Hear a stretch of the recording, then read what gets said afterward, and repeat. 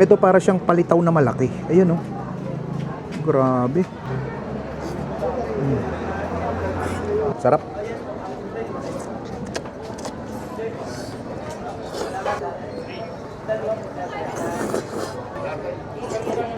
Sir, ano po itong binibenta nyo? Ito po ang aming pinagmamalaking unday-unday dito sa bayan ng Lucban. Unday. Saan po gawa ang unday-unday, sir? Gawa po sa malagkit na bigas, tapos ay hinaluan ng panutsa, maskobado, gata, tsaka niluto sa pandan. Grabe, ano? Yan o. Sarap. Kala ko kanina patatim eh. Magkano isang order niya? Ano lang po, 60 pesos lang po. 60 pesos. Talagang singkag at busog na busog ka dito. Yun. Ano pang ibang binibenta nyo dito? Meron din po kaming tinutong na parirutong or yung parang champurado po. Champurado. Saan gawa ang pareho? Ito naman po ay, ang parirutong ay sinaunang malagkit po. Ito po ay yung kulay violet. Iba ba yan sa ano, sir? Tinuto? Yung tinutong po ay munggo. Munggo siya? Opo, munggo ang gamit. Pero sa amin ay parirutong naman po. Magkano isang order niyan, Ito sir? naman po, 50 pesos lang po. Yan, napakasarap na may gata. So, Tapos may pandan.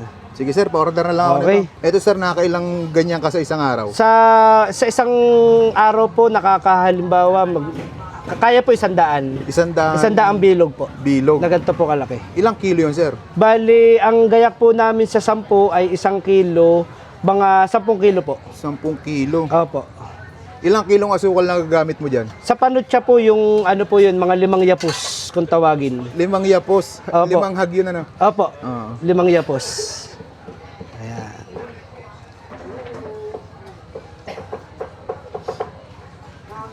Solid, no? Okay, then lalagyan po natin ng pinipig. Lagi may pinipig, ano, sir? Opo. Paano pinipig? Pampasarap Yung yan? texture po niya, siya po yung nakakapagbigay po ng sarap pag ninunguya po. Anong pangalan pala nitong tindahan mo, sir? Ang pangalan po ng shop namin ay 15-15 po. 15-15. Hango po sa tourist spot po dito sa bayan ng Lucban. Anong oras po kayo nag-open dito, sir? Nagbubukas po kami from 1 p.m. to 10 p.m. po. Ay, sige, sir. Tikman ko na, sir. Opo. Ikaw yung kanina, no? Opo, Ay, ako ikaw po din yun. pala yun.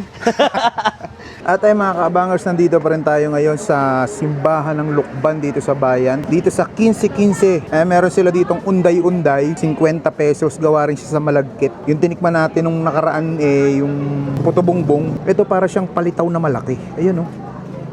Grabe. Tikman natin. Grabe. Ito yung masarap na mga pan-dessert, eh. Ay tayo.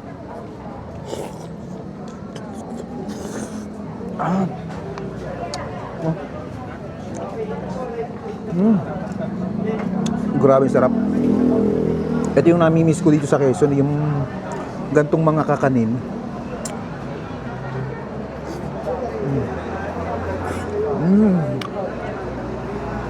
50 pesos lang. Sarap.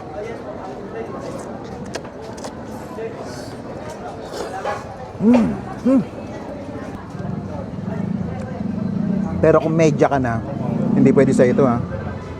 Medya betis. Kasi medyo matamis siya.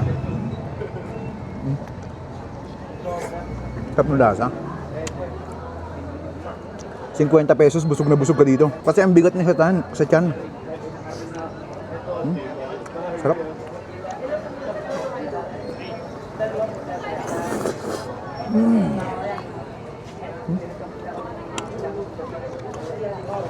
Solid. Eh, pag napadaan kayo dito sa may simbahan ng Lucban, hindi sa may ano to, hindi sa may Kamay ni Jesus to, dito to sa bayan. Try nyo yung kanilang unday-unday, 50 pesos lang. Napaka-solid mga lods. Ayan, paano? Busin ko muna to.